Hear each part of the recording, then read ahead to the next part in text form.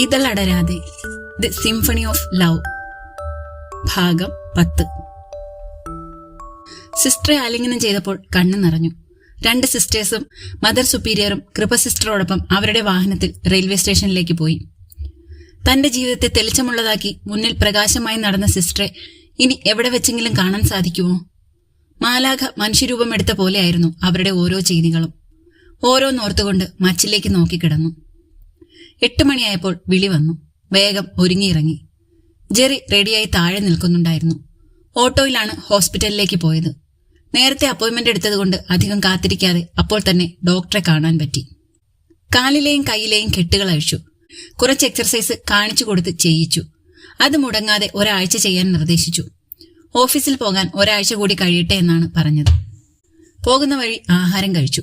ജെറിയെ റൂമിലാക്കി ഹോസ്റ്റലിലെത്തുമ്പോൾ പുതിയ sister charge എടുത്ത് കഴിഞ്ഞിരുന്നു. റൂമിലേക്ക് പോകുമ്പോൾ എതിരെ 2 കുട്ടികൾ വരുന്നുണ്ടായിരുന്നു. ഒരാളെ നല്ല പരിചയമുണ്ട്, എങ്കിലും നേരിട്ട് സംസാരിച്ചിരുന്നില്ല.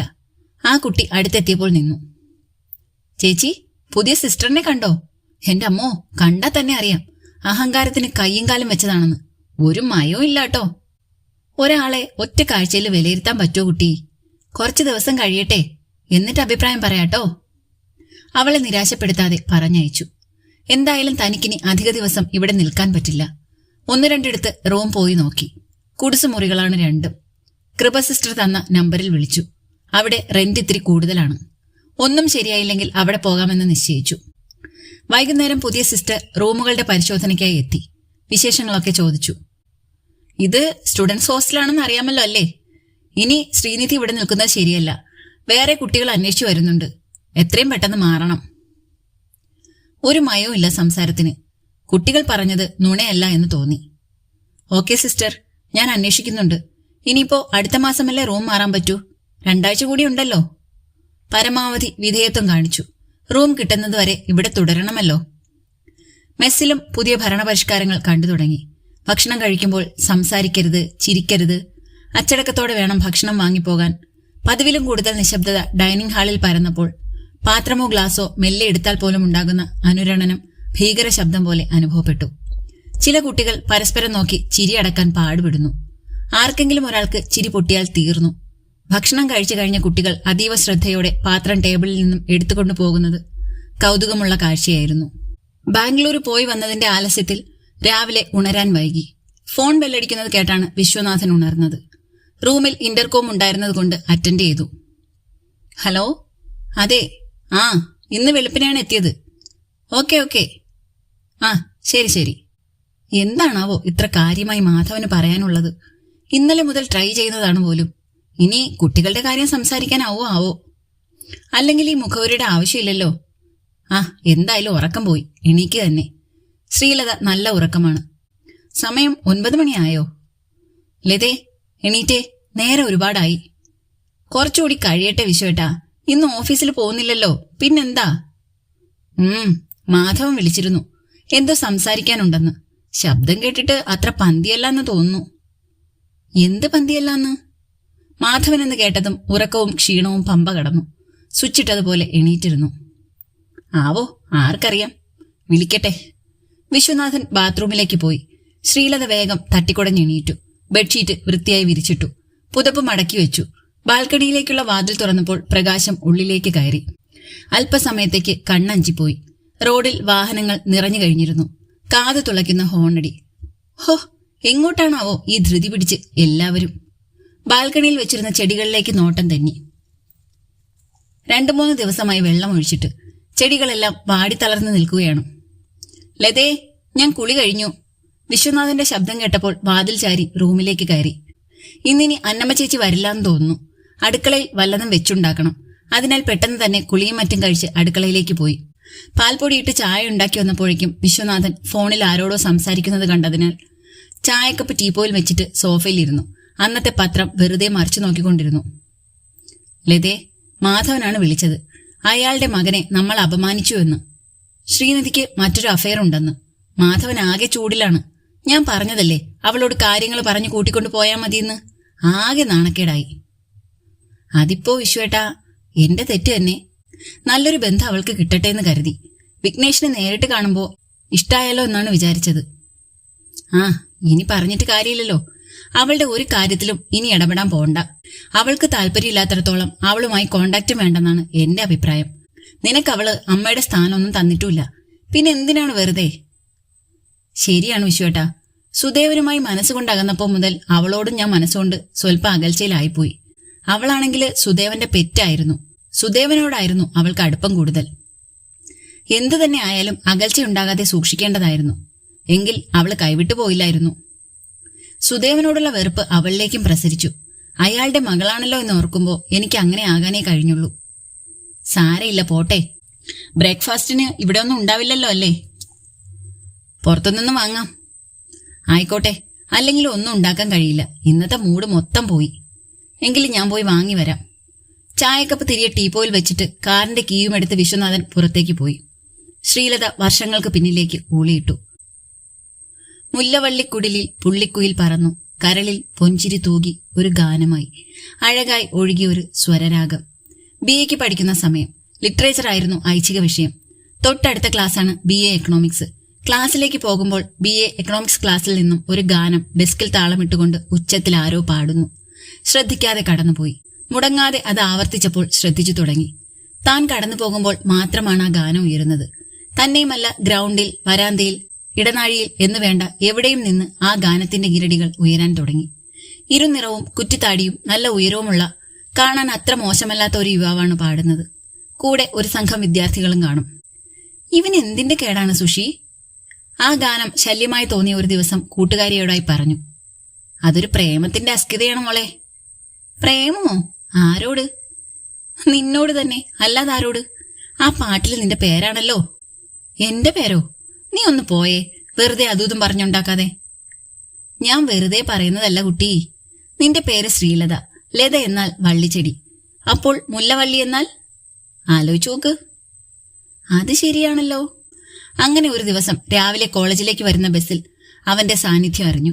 കോളേജിന് മുന്നിൽ ഇറങ്ങി നടക്കുമ്പോൾ കൂടെ വന്നു. ഹായ് ശ്രീലത, ഒന്ന് പരിചയപ്പെട്ടിട്ട് പോടോ. പരിചയപ്പെടാനോ? എന്തിന്? ആ കാളരാഗം ദിവസവും കേൾക്കുന്നുണ്ടല്ലോ, അത് പോരെ? പോരല്ലോ. ഓഹോ, തൽക്കാലം എനിക്ക് പരിചയപ്പെടാൻ ഉദ്ദേശം ഇല്ലെങ്കിലോ? മേലെടുത്ത് കുഞ്ഞിക്കണ്ണൻ നായരുടെ രണ്ടാമത്തെ മകൾ ശ്രീലത. BA ലിറ്ററേച്ചർ പഠിക്കുന്നു. ചേട്ടൻ ശ്രീകുമാർ. അനുജത്തിമാർ ഭാമ, അംബിക. വീട്? ഓ, ജാതകം വരെ വായിച്ചു കഴിഞ്ഞു. ഒന്നും മിണ്ടാതെ മുന്നോട്ട് നടന്നു. അടുത്ത ദിവസം സ്വയം പരിചയപ്പെടുത്തി. ഞാൻ സുദേവ് രാമകൃഷ്ണൻ. കടമ്പോട് തറവാട്. തോട്ടക്കരയാണ് വീട്. ഏട്ടൻ രഘു, അനുജത്തി രമ. അങ്ങനെ മെല്ലെ മെല്ലെ അടുത്തു. രണ്ടാളുടെയും പഠനം കഴിഞ്ഞു. സുദേവിന് PWDയിൽ ജോലിയായപ്പോൾ നേരിട്ട് വീട്ടിലേക്ക് വന്ന് വിവാഹം ആലോചിച്ചു. ഇരു വീട്ടുകാരുടെയും അനുവാദത്തോടെയും ആശീർവാദത്തോടെയും വിവാഹം നടന്നു. ആഹ്ലാദത്തിന്റെ നാളുകൾ, ആഘോഷമാക്കിയ ഹണിമൂൺ ട്രിപ്പുകൾ, അക്ഷരാർത്ഥത്തിൽ മധുരം കിനിയുന്ന ദാമ്പത്യം. മധുചഷകം ആവോളം നുകർന്നതിന് ശേഷം മതി ഗർഭധാരണമെന്ന് ഇരുവരുടെയും തീരുമാനമായിരുന്നു. അങ്ങനെ ദാമ്പത്യത്തിന്റെ 2ാം വാർഷികം ഒരു പൊന്നോമനയോടൊപ്പം ആഘോഷിച്ചു. ശ്രീനിധി എന്ന പേര് സുദേവന്റെ സമ്മാനമായിരുന്നു. അവൾ തങ്ങളുടെ നിധിയായി തന്നെ വളർന്നു. അവളുടെ ഏതാഗ്രഹവും സുദേവ് സാധിച്ചു കൊടുത്തു. മറ്റൊരാൾ കൂടി വേണമെന്ന തന്റെ ആഗ്രഹത്തെ സുദേവ് നിരുത്സാഹപ്പെടുത്തി. ജീവിതം അതിന്റെ എല്ലാ മനോഹാരിതയോടും കൂടി അനസ്യൂതം ഒഴുകിക്കൊണ്ടിരിക്കെ അറിയാതെയാണെങ്കിലും ആ സത്യത്തിന് നേർസാക്ഷിയാകേണ്ടി വന്നു. പ്രതീക്ഷിക്കാതെ ഒരു ദിവസം ശ്രീകുമാർ വന്നു. എന്താടാ മുന്നറിയിപ്പില്ലാതെ ഈ വഴിക്ക്? ശ്രീകുമാറെ കണ്ട സന്തോഷത്തിലായിരുന്നു. മോൾ സ്കൂളിൽ 5ാം ക്ലാസ്സിൽ പഠിക്കുന്നു. നമ്മുടെ വല്യ ചിറ്റിക്ക് സുഖമില്ലാതെ കിടക്കുകയാണെന്ന്. ഞാൻ അങ്ങോട്ട് പോവുകയാ. ചേച്ചി വരുന്നോ? ഓ, ഞാൻ അറിഞ്ഞില്ലല്ലോ. കണ്ടിട്ട് കുറെ നാളായി. പാവം, ആരും ഇല്ലാത്തതല്ലേ. പങ്കു അമ്മാവന്റെ കൂടെയാണെന്നാണ് കേട്ടത്. ഓഫീസിൽ നിന്നും ഇതുവഴി പോകുന്നതാണ് എളുപ്പം. അതാണ് വന്നത്. രണ്ടാൾക്കും ഒന്നിച്ചു പോയി കാണാമല്ലോ എന്ന് വിചാരിച്ചു. ഉച്ചയ്ക്ക് ശേഷം ലീവ് എടുത്തു. നമ്മുടെ വീട്ടിലൊക്കെ വന്ന് നിന്നിട്ടുള്ളതല്ലേ. ചെറുപ്പത്തിൽ അവരുടെ പിന്നാലെ നടന്നതൊക്കെ ഓർമ്മ വരുന്നു. ശരിയാണ്, അമ്മയെ അവർക്ക് എത്ര ഇഷ്ടമായിരുന്നു. ഞാൻ ഇപ്പോൾ റെഡിയാകാം. പോകും വഴി സുദേവിന്റെ ഓഫീസിൽ കയറി വിവരം പറയാം. ഇവിടുത്തെ ഫോണ് കേടാണ്. വിളിച്ചാൽ ഇങ്ങോട്ടേ കിട്ടൂ. മോള് സ്കൂളിൽ നിന്ന് എത്തും മുന്നേ എത്താൻ പറ്റിയില്ലെങ്കിലോ? വേഗം റെഡിയായി വന്നു. വാതിൽ പൂട്ടിയിറങ്ങി. സുദേവിന്റെ ഓഫീസ് 2ാം നിലയിലാണ്. ചേച്ചി പോയി പറഞ്ഞിട്ട് വാ, ഞാനിവിടെ ഇരിക്കാം. ഓഫീസിൽ ആദ്യമായാണ് വരുന്നത്. അതിനാൽ ആരെയും പരിചയമില്ല. ആദ്യം കണ്ട ആളോട് ചോദിച്ചു. വിശാലമായ ഹാളിന്റെ അങ്ങേറ്റത്തെ ക്യാബിൻ ചൂണ്ടി അയാൾ പറഞ്ഞു. മാഡത്തിന്റെ ക്യാബിനിലുണ്ട്, അവിടെ വെയിറ്റ് ചെയ്യൂ. കുറെ കഴിയും ഇറങ്ങി വരാൻ. എന്തോ ഡിസ്കഷനിലാണ്. പറഞ്ഞയാൾ ചിരിച്ചുകൊണ്ടാണ് അത് പറഞ്ഞത്. പോകേണ്ടത് കൊണ്ട് കാത്തിരിക്കാൻ സമയമില്ല. കണ്ട് കാര്യം പറഞ്ഞിട്ട് പെട്ടെന്ന് പോരാമല്ലോ എന്ന് കരുതി അങ്ങോട്ടേക്ക് നടന്നു. ചാരിയിരുന്ന ക്യാബിന്റെ ഹാഫ് ഡോർ തള്ളി തുറന്ന് അകത്ത് കയറി. അവിടെ കണ്ട കാഴ്ച ഹൃദയം ഒരു നിമിഷം സ്തംഭിച്ചുപോയി. ശ്വാസം വിലങ്ങി. ഭൂമി അതിവേഗം കറങ്ങുന്നു. ആകെ വിയർത്തു കുളിച്ചു. കണ്ണിൽ ഇരുട്ട് കയറി. പോയതുപോലെ തിരിച്ചിറങ്ങി. പോയ പോക്കിൽ സമീപത്തുള്ള മേശയിലിരുന്ന ഏതൊക്കെയോ ഫയലുകൾ തട്ടി താഴെയിട്ടു. സ്റ്റെപ്പുകൾ ഓടിയിറങ്ങി കാറിൽ കയറിയിരുന്നു. എന്താ ചേച്ചി, എന്തു പറ്റി? തന്റെ അപ്പോഴത്തെ ഭാവം കണ്ടപ്പോൾ ശ്രീകുമാർ അന്തിച്ചു കാണണം. ശ്രീകുമാറിനെ കെട്ടിപ്പിടിച്ച് ഒറ്റ കരച്ചിലായിരുന്നു. ഉന്മാദിയെപ്പോലെ അലറി അലറി കരഞ്ഞു. ചേച്ചി, എന്താണ്? മനുഷ്യനെ പേടിപ്പിക്കാതെ കാര്യം പറയേ. സംസാരിക്കാൻ പോലും ശേഷിയുണ്ടായില്ല. വീട്ടിലേക്ക് തിരിച്ചു പോകാൻ ഒരുവിധം പറഞ്ഞൊപ്പിച്ചു. കാര്യം പന്തിയല്ല എന്ന് കണ്ട് അവൻ വണ്ടി തിരിച്ചു. വീടെത്തുമ്പോഴേക്കും ഒരു ജീവശവമായി മാറിയിരുന്നു. ചെന്നപാടെ റൂമിൽ കയറി വാതിലടച്ചു. കൺമുന്നിൽ കണ്ടത് സത്യമല്ലാതിരിക്കണേ. സകല ഈശ്വരന്മാരെയും വിളിച്ച് പ്രാർത്ഥിച്ചു. ചേച്ചി, വാതില് തുറക്ക്. ശ്രീകുമാർ വാതിലിൽ തട്ടുകയാണ്. അവൻ നിർത്താൻ ഭാവമില്ല എന്ന് കണ്ട് ഒടുവിൽ എണീറ്റ് വാതിൽ തുറന്നു. ചേച്ചി വന്നേ. അവൻ കയ്യിൽ പിടിച്ചു വലിച്ച് സോഫയിൽ കൊണ്ടിരുത്തി. ചേച്ചി, കാര്യം എന്താന്ന് പറഞ്ഞാലല്ലേ പരിഹാരം ഉണ്ടാക്കാൻ പറ്റൂ. എന്താണെങ്കിലും പറയ്. അവിടെ ആ ക്യാബിനില് സുദേവും ആ സ്ത്രീയും. ബാക്കി മുഴുമിപ്പിക്കാനാകാതെ തലയും താങ്ങിയിരുന്നു. ശ്രീകുമാറിന് ഏതാണ്ടൊക്കെ മനസ്സിലായി. ചേച്ചി എങ്ങനെ സമാധാനിപ്പിക്കേണ്ടോ എന്നോർത്ത് ശ്രീകുമാർ കുഴങ്ങി. അളിയൻ വരുന്നതുവരെ ഇവിടെ ഇരിക്കണോ? വേണ്ട, അത് ശരിയാകില്ല. അവർ തമ്മിൽ പറഞ്ഞു തീർക്കട്ടെ. ശരിയായില്ലെങ്കിൽ ഇടപെടാം. ശ്രീകുമാർ എന്തൊക്കെയോ പറഞ്ഞ് സമാധാനിപ്പിച്ചു. ഒടുവിൽ അവൻ നിർദ്ദേശിച്ചു. ചേച്ചി, കാര്യങ്ങൾ സൂക്ഷിച്ച് കൈകാര്യം ചെയ്യണം. കൈവിട്ടു പോകരുത്. ഞാൻ ഇറങ്ങുകയാണ്. നാളെ വരാം. അതെ, മറ്റൊരാൾ ഇവിടെ ഇല്ലാതിരിക്കുന്നതാണ് നന്ന്. അതിനാൽ ശ്രീകുമാറിനെ പോവാൻ അനുവദിച്ചു. ശ്രീകുമാർ വാതിൽ തുറക്കുമ്പോഴേക്കും നിധിമോൾ സ്കൂളിൽ നിന്നും എത്തി. ഹായ് മാമാ. ഹായ് മോളൂട്ടി. അവൾ അകത്തേക്ക് കയറി ബാഗ് സെറ്റിയിലേക്കിട്ടു. അപ്പോഴാണ് അമ്മയെ ശ്രദ്ധിക്കുന്നത്. അയ്യോ, അമ്മയ്ക്ക് എന്താ പറ്റിയത്? ഒന്നുമില്ല, അമ്മയ്ക്ക് ചെറിയൊരു തലവേദന. മോള് വാ, മാമൻ കാപ്പി വെച്ച് തരാം. പോകാനിറങ്ങിയ ശ്രീകുമാർ തിരികെ വന്നു. നിധി പോയ പോക്കിൽ അമ്മയുടെ നെറ്റിയിൽ കൈപ്പടം വെച്ച് നോക്കി. ശ്രീലത ആ കൈ തട്ടി മാറ്റി. അത് മോൾക്ക് വിഷമമായി എന്ന് കണ്ട് ശ്രീകുമാർ ചേച്ചിയെ ശാസിച്ചു. എന്താ ചേച്ചി, കൊച്ചു കുഞ്ഞിനോട് വേണോ ഈ വെറുപ്പ്? വാ, അമ്മയ്ക്ക് തലവേദനിച്ചിട്ട് ദേഷ്യം വന്നതാകും. മോള് വിഷമിക്കണ്ട കേട്ടോ. വേഗം അവളെയും കൂട്ടി അടുക്കളയിൽ ചെന്നു. ഫ്രിഡ്ജിൽ നിന്നും പാലെടുത്ത് ചൂടാക്കി ഫ്രിഡ്ജിലിരുന്ന പേസ്ട്രിയും ബന്നും പ്ലേറ്റിലെടുത്ത് ഡൈനിങ് ടേബിളിൽ കൊണ്ടുവച്ചു.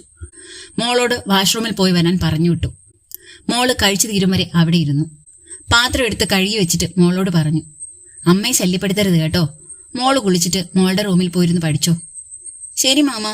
മോളെ കെട്ടിപ്പിടിച്ച് ഉമ്മയും കൊടുത്ത് വാതിൽ ചേർത്തടച്ച് ശ്രീകുമാർ പുറത്തേക്കിറങ്ങി പോകുന്നത് ശ്രീലത കണ്ടെങ്കിലും അവനോട് യാത്ര പറയാൻ പോലും തുനിയാതെ ഒരു മരപ്പാവയെ പോലെ ഒറ്റയിരിപ്പായിരുന്നു. വളരെ വൈകിയാണ് അന്ന് സുദേവ് വീട്ടിലെത്തിയത്. നന്നായി മദ്യപിച്ചിട്ടുമുണ്ടായിരുന്നു. ചാരിയിട്ടിരുന്ന വാതിൽ തുറന്ന് അകത്ത് കയറി സെറ്റിയിലേക്ക് വീണു. അച്ഛാ, വിശക്കുന്നു. മോള് ചിണുങ്ങിക്കൊണ്ട് അടുത്തിരുന്നു. അവളുടെ മുടിയിൽ നിന്നും വെള്ളം ഇറ്റുന്നുണ്ടായിരുന്നു. അയ്യോ, ഇതെന്താ മോളെ, കുളിച്ചിട്ട് തല തോർത്തിയില്ലേ? ആ ശബ്ദം ഇഴയുന്നുണ്ടായിരുന്നു.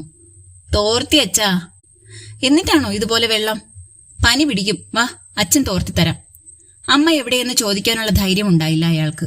തോർത്തെടുത്ത് മോളുടെ തല നന്നായി തുവർത്തി. കയ്യിൽ നിന്നും തോർത്ത് പലവട്ടം വഴുതിപ്പോയി. കൈകൾക്ക് ബാലൻസും കിട്ടിയില്ല. അമ്മ എന്താ അച്ഛാ കിടക്കുന്നത്? ഒന്നും മിണ്ടുന്നുമില്ല. അടുത്ത് ചെന്നാൽ ദേഷ്യ. അമ്മയ്ക്ക് സുഖമില്ലാതെയാകും. മോൾ അമ്മയെ ശല്യപ്പെടുത്തണ്ട കേട്ടോ. മോൾക്ക് അച്ഛൻ നൂഡിൽസ് ഉണ്ടാക്കി തരാം. പാൻ എടുക്കുമ്പോൾ കയ്യിൽ നിന്നും വഴുതി. കാൽ നിലത്തുറയ്ക്കുന്നുണ്ടായിരുന്നില്ല. എങ്കിലും ഒരു വിധത്തിൽ നൂഡിൽസ് ഉണ്ടാക്കി പ്ലേറ്റിൽ വിളമ്പി ഡൈനിങ് ടേബിളിൽ കൊണ്ടുവച്ചു. വാ മോളെ. മോൾ കഴിക്കുന്നത് നോക്കി അവളുടെ സമീപം ഇരുന്നു. ശ്രീലത എല്ലാം അറിയുന്നുണ്ടായിരുന്നു. ഓർക്കുമ്പോൾ അറപ്പും വെറുപ്പും നുരഞ്ഞു കയറുകയാണ്. മോളോട് പോലും ആ വെറുപ്പ് പ്രതിഫലിക്കുന്നു. പാവം കുഞ്ഞ്. മോളെ കിടത്തി ഉറക്കിയതും തോന്നുന്നു. അവളുടെ കലപില ഇപ്പോൾ കേൾക്കുന്നില്ല. വിശപ്പും ദാഹവും കെട്ടു. ആദ്യത്തെ നടുക്കവും വെറുപ്പും കുറഞ്ഞു കുറഞ്ഞ് മനസ്സിലാകെ ഒരുതരം മരവിപ്പ് പടർന്നു കയറുന്നതറിഞ്ഞു. രാത്രി എപ്പോഴോ കാലിൽ 2 കൈകൾ അമർന്നതറിഞ്ഞ് ഞെട്ടി എണീറ്റു. എന്നോട് ക്ഷമിക്കൂ ശ്രീ, പറ്റിപ്പോയി. നാണയില്ലേ ഇങ്ങനെ ന്യായീകരിക്കാനും മാപ്പ് പറയാനും? അറിയാതെയാണ് പോലും. എത്ര നാളായി പണി തുടങ്ങിയിട്ട്. ദൈവം എന്നെ ഇന്നെങ്കിലും അവിടെ എത്തിച്ചല്ലോ. പുച്ഛമായിരുന്നു ഉള്ളിൽ നിറയെ. അത് വാക്കുകളുടെ പുറത്തു വന്നു. ഞാനൊരു പുരുഷനല്ലേ. എത്രയാണ് പ്രലോഭനങ്ങൾ കണ്ടില്ലാന്ന് വയ്ക്കുക. അവര് നിർബന്ധിച്ചപ്പോ. നിർത്താമോ ഈ ന്യായീകരണം? എനിക്കിനി ഒന്നും കേൾക്കണ്ട. സുദേവിനെ തുടരാൻ അനുവദിച്ചില്ല. ഇനി എനിക്ക് നിങ്ങളിൽ വിശ്വാസമില്ല. നിങ്ങളെ പഴയതുപോലെ സ്നേഹിക്കാനോ അംഗീകരിക്കാനോ കഴിയില്ല. അതുകൊണ്ട് മോളുടെയും നാട്ടുകാരുടെയും മുന്നിൽ നമ്മൾ ഭാര്യ ഭർത്താക്കന്മാരായി തുടരും. ഒരിക്കലും മനസ്സോടെ നിങ്ങളുടെ ഭാര്യാധർമ്മം നിർവഹിക്കാൻ എനിക്ക് കഴിയില്ല. ശവം പോലെ നിങ്ങളുടെ മുന്നിൽ കിടന്നു തരാനും കഴിയില്ല. കണ്ണീർ പറ്റിയ കണ്ണുകളുടെ ഞരമ്പുകൾ വലിഞ്ഞു വേദനിച്ചു. ഇരുട്ടിൽ ഒരു നിഴൽ പോലെ സുദേവ് ഇറങ്ങിപ്പോകുന്നതറിഞ്ഞു. സുദേവ് ലോങ് ലീവ് എടുത്തു. ട്രാൻസ്ഫറിന് അപേക്ഷിക്കുന്നത് അറിഞ്ഞെങ്കിലും ഒന്നും അറിയുന്നില്ല എന്ന് ഭാവിച്ചു. ട്രാൻസ്ഫർ കിട്ടുന്നത് വരെ വീട്ടിൽ തന്നെ ചടഞ്ഞുകൂടി. ഒന്നും സംഭവിച്ചിട്ടില്ലാത്തത് മാതിരി താനും പെരുമാറി. പതിവ് പോലെ എല്ലാം മുന്നോട്ടു പോയി.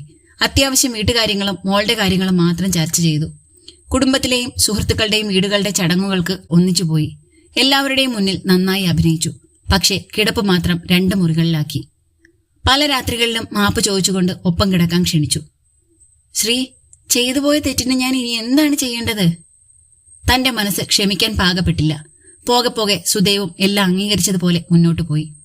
തന്റെ നാട്ടിലേക്കാണ് സ്ഥലം മാറ്റം കിട്ടിയത്. അതിനാൽ അതും സഹായമായി. ശ്രീകുമാർ പിന്നീട് ഒന്നും ചോദിച്ചില്ല എങ്കിലും തങ്ങൾക്കിടയിൽ ഉണ്ടായിക്കൊണ്ടിരിക്കുന്ന അദൃശ്യമായ മതിലിന്റെ സാന്നിധ്യം അവന് മനസ്സിലായി എന്ന് തോന്നുന്നു. സുദേവും കൂടുതലും മൗനിയായി. എല്ലാവരോടും അത്യാവശ്യത്തിന് മാത്രം സംസാരിച്ചു. അങ്ങനെ ഒരിക്കൽ ശ്രീകുമാറും വിശ്വേട്ടനും അടുത്തെവിടെയോ ഒരു കല്യാണത്തിന് പോയി വന്ന വഴിക്ക് വീട്ടിൽ കയറി. വിഭാര്യനായ വിശ്വനാഥന് 2 മക്കളുണ്ട്. ശ്രീകുമാറിന്റെ ഓഫീസ് MD-യാണ് അദ്ദേഹം. വിശ്വനാഥന്റെ കുട്ടികൾ നിധിമോളുടെ സ്കൂളിലാണ് പഠിക്കുന്നത്. സ്കൂളിൽ പ്രോഗ്രസ് കാർഡ് ഒപ്പിടാനും മീറ്റിംഗിനും ചെല്ലുമ്പോൾ അദ്ദേഹത്തെ വീണ്ടും വീണ്ടും കണ്ടു. പരിചയം സൗഹൃദമായി. ഇടയ്ക്ക് ശ്രീകുമാറിനൊപ്പം വീട്ടിലും വരുമ്പോൾ സുദേവ് ഉണ്ടെങ്കിൽ സൗഹൃദഭാവം കാണിക്കില്ല. വെറുതെ എന്തിന് തന്നെക്കുറിച്ചൊരു മോശം ഇമേജ് സുദേവിന്റെ മനസ്സിലുണ്ടാക്കണം? നിധിമോൾ ഡിഗ്രിക്ക് പഠിക്കുമ്പോഴാണ് സുദേവിന് ഒരു അറ്റാക്ക് ഉണ്ടാകുന്നത്. രാവിലെ ചായയുമായി വിളിക്കുമ്പോൾ അബോധാവസ്ഥയിൽ കിടക്കുന്നു. വെവ്വേറെ മുറികളിൽ കിടക്കാൻ തുടങ്ങിയതിൽ പിന്നെ വാതിൽ ലോക്ക് ചെയ്യില്ല. വേഗം തന്നെ മോളെയും വിളിച്ചുണർത്തി അടുത്തുള്ള വീട്ടുകാരെ വിളിച്ച് ഹോസ്പിറ്റലിൽ എത്തിച്ചു. ഹോസ്പിറ്റലിൽ എത്തിയിട്ടാണ് ശ്രീകുമാറിനെ വിളിച്ചത്. മോൾ കരഞ്ഞു തളർന്ന് മടിയിൽ കിടക്കുന്നു. അന്ന് വൈകിട്ട് സുദേവ് മരിച്ചു. വെളുപ്പിനെ എപ്പോഴോ അറ്റാക്ക് ഉണ്ടായതാണ്. എന്നിട്ടും പശ്ചാത്താപം തോന്നിയില്ല. ക്ഷമിക്കാൻ പറ്റാത്തതായിരുന്നു ആ വിശ്വാസവഞ്ചന. കിടപ്പറയിൽ സുദേവിന്റെ ഒരിഷ്ടങ്ങൾക്കും നോ പറഞ്ഞിട്ടില്ല. താനും അതെല്ലാം ആസ്വദിക്കുകയാണ് ചെയ്തത്. എന്നിട്ടും ആ കിളവി തുണിയുരിഞ്ഞു കാട്ടിയപ്പോൾ നിയന്ത്രണം പോയി പോലും.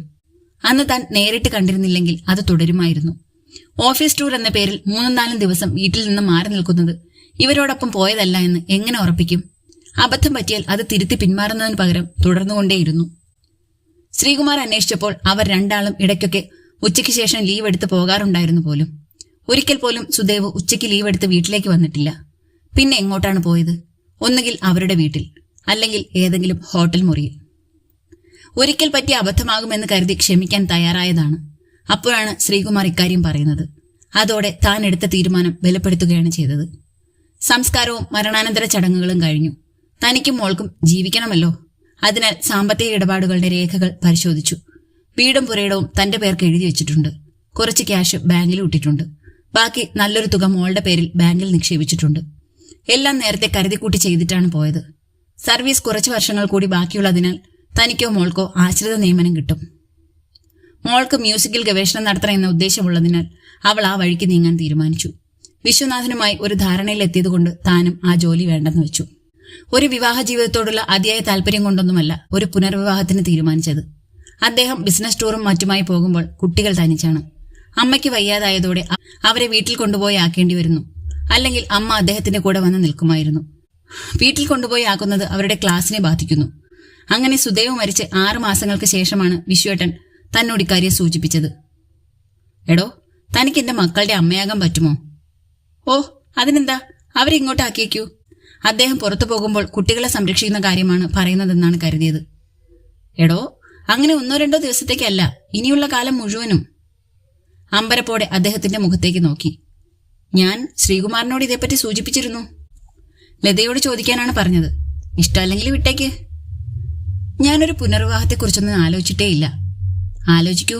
തീരുമാനം എന്തായാലും നോ പ്രോബ്ലം. നമ്മുടെ സൗഹൃദം ഇങ്ങനെ തന്നെ തുടരും. അന്ന് വൈകുന്നേരം ശ്രീകുമാർ വന്നു. ശ്രീയോപ്പോളെ, വിശ്വനാഥൻ സാർ എന്നോടൊരു കാര്യം പറഞ്ഞിരുന്നു. ആ, അദ്ദേഹം ഇന്നിവിടെ വന്നിരുന്നു. ഞാൻ അങ്ങനെ ഒരു കാര്യത്തെപ്പറ്റി ആലോചിച്ചിട്ടേയില്ല. തന്നെയുമല്ല, നിധിമോളുടെ അഭിപ്രായം കൂടി അറിയണ്ടേ? എന്റെ ഓപ്പോളെ, അദ്ദേഹം നല്ലൊരു മനുഷ്യനാണ്. എനിക്ക് നന്നായി അറിയാം. നിധിക്ക് ഓപ്പോളെ നോക്കി എന്നും വീട്ടിലിരിക്കാൻ പറ്റുമോ? അവൾക്ക് എവിടെയാണ് ഗവേഷണത്തിന് കിട്ടുക എന്നറിയില്ലല്ലോ. അവൾ പോയാ ഓപ്പോൾ ഇവിടെ ഒറ്റയ്ക്കാവില്ലേ? അതിനുശേഷം അവളുടെ വിവാഹം കഴിഞ്ഞാലോ? അവളുടെ കൂടെ പോകാനുള്ള സാഹചര്യം അല്ലെങ്കിൽ എന്തു ചെയ്യും? ഈ വീട്ടിൽ ഒറ്റയ്ക്ക് തുടയില്ലാതെ എത്ര കാലം ജീവിക്കും? ഓപ്പോൾക്കും അധികം പ്രായമൊന്നും ആയിട്ടില്ലല്ലോ. അവൻ അങ്ങനെയാണ്. സ്നേഹം കൂടുമ്പോഴും എന്തെങ്കിലും കാര്യസാധ്യത്തിനുമാണ് ഓപ്പോളെ എന്ന് വിളിക്കുക. നീ പറഞ്ഞതൊക്കെ ശരിയാണ്. ഞാനൊന്ന് ആലോചിക്കട്ടെ. നിധിയോട് നീ തന്നെ പറഞ്ഞോളൂ. ശരി, അവളോട് ഞാൻ പറഞ്ഞോളാം. പിന്നെ ആലോചനയുടെ ദിവസങ്ങളായിരുന്നു. തുടരും. അടുത്ത പാർട്ടായിട്ട് അടുത്ത ദിവസം കാണാം കേട്ടോ.